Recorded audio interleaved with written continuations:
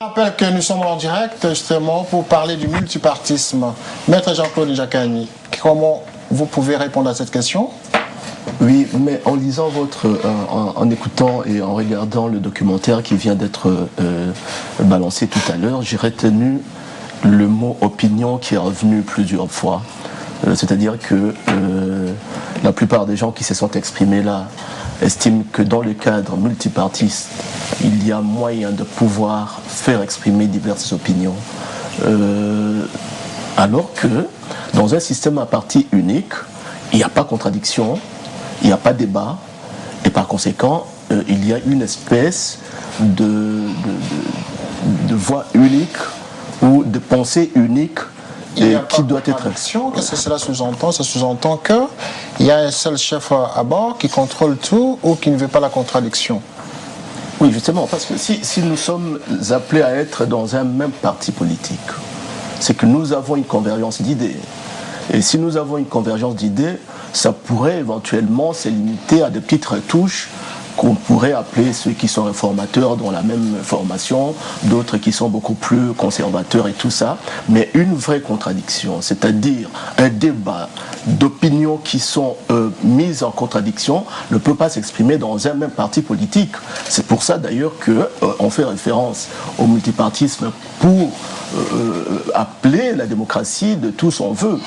Sauf que lorsque nous analysons, nous observons quelle est l'idéologie fondamentale, la philosophie du multipartisme chez nous, en Afrique, pour dire les choses beaucoup plus clairement, c'est que nous sommes dans un système que j'appelle, moi, un système d'idéologie de la parenté. Ok, idéologie de la parenté, nous allons revenir nous sommes qu'à l'introduction de l'émission.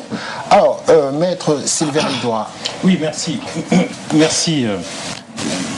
Pour revenir à votre thème même, je pense que, et puis je me réfère un peu à tout ce qui a été dit tout à l'heure dans le reportage, ce n'est pas tant le monopartisme qui est en cause, mais c'est la pratique. La pratique, c'est clair que s'il y avait à choisir entre monopartisme et multipartisme, on choisirait multipartisme, mais c'est la pratique du monopartisme, et je pense que tout au long de notre débat, lorsque nous discuterons de la pratique même du monopartisme, on se rendra compte que c'est la façon dont elle a été pratiquée, la façon dont il a été pratiqué ce régime de monopartisme qui pose problème. Et puis, un clin d'œil aussi à ce que le dernier des intervenants a dit, ce n'est pas tant le multipartisme qui veut dire démocratie. Là, nous verrons aussi que c'est dans la pratique. Vous êtes avocat, n'est-ce pas? Oui, tout à fait. Pour répliquer un peu à la pensée, à la réflexion de votre collègue, enfin de votre confrère, est-ce que vous plongez aussi dans la même logique de il a dit tout à l'heure, le style parenté? Est-ce que c'est pareil? Le multipartisme, je voulais juste préciser que dans mon entendement, en tout cas, dans ce que j'observe en Afrique, les différents partis politiques sont fondés essentiellement sur des liens de parenté. C'est-à-dire que quelqu'un prend son fils. Oui, tout à fait, je suis d'accord. C'est pour cela que j'ai dit tout à l'heure, multipartisme ne veut pas dire démocratie. Encore, il faut voir dans la pratique ce que c'est. Et ce qu'il dit est nettement vrai. Nos partis politiques, pour la plupart, ont des fondements ethniques. Voilà. Et c'est dommage. Nous allons avancer dans le débat, en tout cas, ce n'est qu'une introduction. Alors, M. Saraba, la même question. Monopartisme, multipartisme, nous voyons bien qu'au fond de la problématique se pose le problème de la pratique démocratique, du fonctionnement de la démocratie. Mais pour comprendre comment le fait de ce passage passer au stade du monopartisme, nous allons voir tout à l'heure qu'il a fallu plusieurs étapes pour en arriver là. L'Afrique n'a pas connu que le multipartisme. Il y a eu différentes périodes où nous avons connu le multipartisme, bien avant l'indépendance. Ensuite, après l'indépendance, les partis au pouvoir ont récupéré ces partis monopartistes pour des besoins personnels. Et ça, nous le verrons tout à l'heure. Et donc, comme les avocats ont dit tout à l'heure, le style parenté, le monopartisme s'apparente avec... Vous savez, j'aime bien cette phrase de Churchill qui dit que vous mettiez entre les mains d'une personne la meilleure constitution du monde, s'il n'y a pas d'homme vertueux et sage, il n'en sortira rien. C'est comme le monopartisme, tout comme le multipartisme. Vous pouvez le mettre, ça dépend des hommes qui sont en face et qui le pratiquent. Monsieur Ola? Oui, bonsoir. Mais en fait, moi, je voulais rebondir sur les téléspectateurs tout à l'heure, en fait, ceux qui ont été interviewés, pour revenir sur le problème de la démocratie. En fait, on pense que le multipartisme veut dire forcément démocratie. C'est vrai qu'en Afrique, il y a un souci à ce niveau. Le souci se situe au niveau...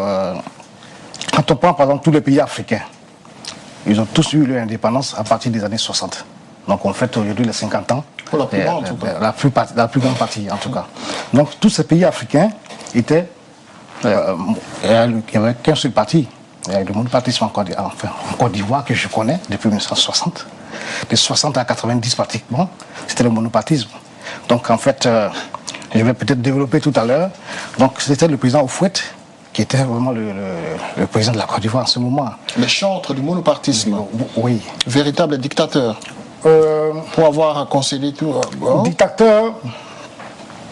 Oui, mais on verra Oui, aussi. on va revenir dessus. Même de la dictature. Ouais, parce qu'en fait, c'est vrai que c'était un peu la peur. Mais est-ce que le monopartisme s'apparente à la dictature? Lorsqu'on a tous les pouvoirs en soi, entre les mains, seulement. Je ne sais pas comment vous dites ça, mais oui, à la limite, on peut dire oui. Donc vous faites fuir un dictateur? Je ne dirais pas ça comme ça. Et comment vous le dites? Je ne dirais pas ça comme ça. Vous le diriez comment? Je le dirais sous d'autres angles, parce qu'en fait, bon, il n'y a pas eu en Côte d'Ivoire, on ne mettait pas les gens au poteau.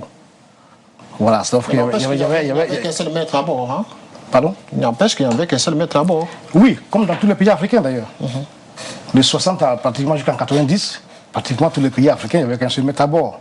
Donc cette personne faisait un peu ce qu'il voulait. Mais sauf qu'on ne tuait pas, on ne mettait pas les gens à l'abattoir, je veux dire. Donc en même temps, ce comportement était mélangé un peu de peur. Moi je sais par exemple qu'au niveau de la Côte d'Ivoire, quand on devait parler d'Houphouët-Boigny, on chuchotait à la limite. Donc ce monsieur faisait peur même. Il faisait peur, oui. Il faisait peur de sa carrière déjà, de par son... Donc ça reflétait l'image même du parti auquel il était le chef. Oui. La concentration des pouvoirs, rien que pour le pouvoir. Oui. Un pouvoir dur, quoi. Oui. Alors, nous allons parler un peu de l'émergence de ce style politique, maître, du point de vue colonial. Est-ce que c'est parce qu'il y a eu la colonisation en Afrique que ce système a persisté après les indépendances, maître? Historiquement parlant, d'où est venue cette idée du monopartisme? Je crois que c'est un penchant humain pour quelqu'un qui a le pouvoir de vouloir le garder seul.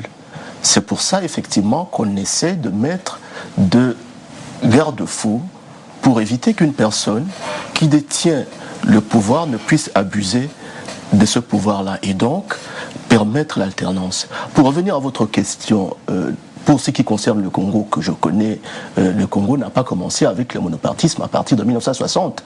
Moi, je sais qu'en 60, lorsque mon pays arrive à l'indépendance, obtient son indépendance, il y a des élections qui se sont passées avec plusieurs partis politiques. Au terme des élections que vous avez acquis l'indépendance.